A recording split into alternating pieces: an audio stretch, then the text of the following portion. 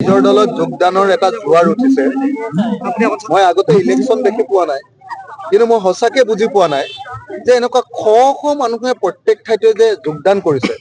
BJP এৰি আহিছে, অসম গণ পৰিষদ এৰি আহিছে, সকলো দলৰ পৰা এৰি আহি যে এনেকে ৰাইজৰ দলত যোগদান কৰিছে, এইটো আগতেও হয়নে এইবাৰে কৈছে মই গম পোৱা নাই।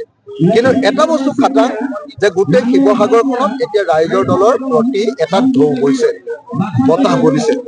মই ভাবো যে সেইকাৰণে এইবাৰ ৰাইজৰ দলে অনায়াসে কোনো প্ৰতিদ্বন্দ্বিতা নোহোৱাকৈ এইবাৰ ৰাইজৰ দলে শিৱসাগৰত জয়লাভ কৰিব পাৰিব।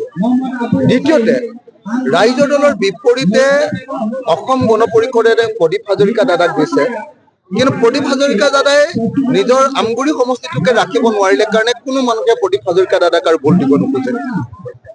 ইয়াৰ বিপৰীতে বিজেপিয়ে যিজন মানুহক দিছে, সেই মানুহজন হল অসমৰ ভিতৰতে আটাইতকৈ ডাঙৰ নৰহত্যাকাৰী, গুপ্তঘাতক, আটাইতকৈ ডাঙৰ মানুহ মৰা মানুহজনৰ নাম আপোনালোকে সকলোৱে জানে। তেওঁৰ নামটো হল জয়ন্ত হাজৰিকা বা ওৰফে কুশল দুৱৰী। গতিকে আটাইতকৈ ডাঙৰ হত্যাকাৰীজনক কেতিয়াও মানুহে ভোট দিছে। অলপ আগতে আমি এজন মানুহক লগ পালো, জয়ন্ত গোহাঁই, মানে কি জয়ন্ত কমলা গোহাঁই।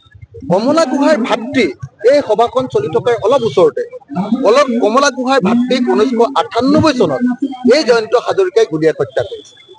এনেকে শিৱসাগৰৰ প্ৰতিখন গাঁৱত কোনোবাক হত্যা কৰিছে, কোনোবাজনক কাটি মাৰিছে, কোনোবাজনক জিভা কাটি দিছে, কোনোবাজনৰ নখ উঘালি দিছে, কোনোবাজনক চকু উলিয়াই দিছে, কোনোবা গৰাকী মহিলাক ধৰ্ষণ কৰিছে।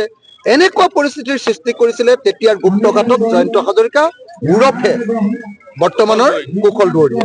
গতিকে মই নাভাবো যে এই মানুহজনক ইয়াতে তেওঁলোকে জিকিবৰ কাৰণে বিজেপিয়ে দিছে, কিন্তু ৰাইজৰ দলক ডিষ্টাৰ্ব কৰিবৰ কাৰণে, মই যাতে গৌৰৱ গগৈৰ লগত একেলগতে কেম্পেইন কৰিবলৈ যাবলৈ সময় নাপাওঁ, তাৰ কাৰণে ইয়াত ডিষ্টাৰ্ব কৰি ৰাখিবৰ কাৰণে, দিনে ৰাতিয়ে আমাৰ কৰ্মীসকলক অসুবিধাত পেলাই থাকিবৰ কাৰণে, য'তে ত'তে মাৰপিট, য'তে ত'তে আক্ৰমণ, এইবিলাক কৰি এটা অৰাজকতাৰ সৃষ্টি কৰিবৰ কাৰণে মই ভাবো যে জয়ন্ত হাজৰিকাক ইয়াত প্ৰাৰ্থিত্ব প্ৰদান কৰা হৈছে। মই ভাবো যে তেওঁক মই 50,000তকৈ বেছি ভোটত, 70-80,000 ভিতৰত ব্যৱধানত, 70-80,000 ভোটৰ ব্যৱধানত তেওঁক মই পৰাজিত কৰিম। এটাহে শব্দহে খাই, হত্যা, হত্যা আৰু হত্যা। তেওঁ যিমান অসমীয়া মানুহৰ তেজাল অসমীয়াক হত্যা কৰিলে, যিমান অসমীয়াৰ তেজেৰে তেওঁ গা ধুলে, হাত ধুলে, তেওঁৰ ইমান ডাঙৰ পাপী যে তেওঁৰ মুখৰ পৰা হত্যা শব্দটো ওলোৱাৰ বাহিৰে বেলেগ কোনো শব্দ নোলায়। গতিকে কুশল দুৱৰীক এইবাৰ আমি আমাৰ শিৱসাগৰৰ মানুহে, মইতো ভাবো যে তেওঁক এটাও ভোট দিব নালাগে। নজনা মানুহবিলাকে দিব ভোট, গম নোপোৱা মানুহবিলাকে, অচেতন মানুহবিলাকে, নজনা মানুহে ভোট দিব, কিন্তু কোনো চেতনা থকা মানুহ, কোনো সচেতন মানুহ, কোনো জ্ঞানী মানুহ, কোনো বিবেকবান মানুহ, কোনো হৃদয়বান মানুহে কেতিয়াও কুশল দুৱৰী বা আপোনাৰ জয়ন্ত হাজৰিকাক কেতিয়াও ভোট দিব নোৱাৰে। সেইকাৰণে মই স্পষ্ট কৰি দিছো। আপোনালোকে বেলেগ এটা প্ৰশ্ন সুধিছিলে,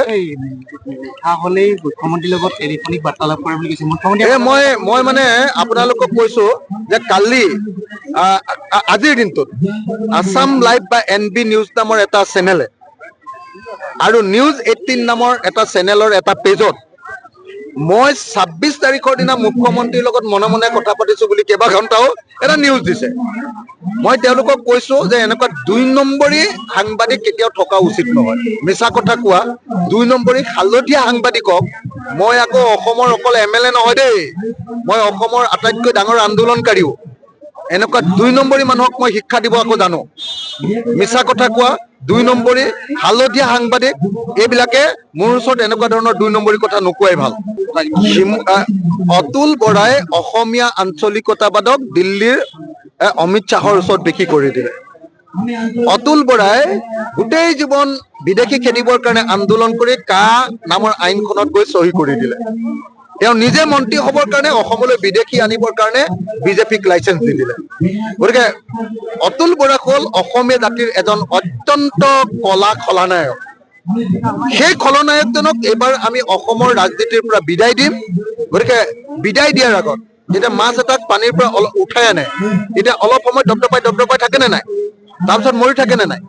যিহেতু 26 চনৰ নিৰ্বাচনত তেওঁলোকৰ ৰাজনৈতিকভাৱে অসম গণ পৰিষদটো নাইকিয়া হৈ যাব, গতিকে তাৰ আগতে দুটামান কথা কৈ ল'ব খুজিছে, তেওঁক মই কৈ ল'বলৈ অনুমতি দিছো।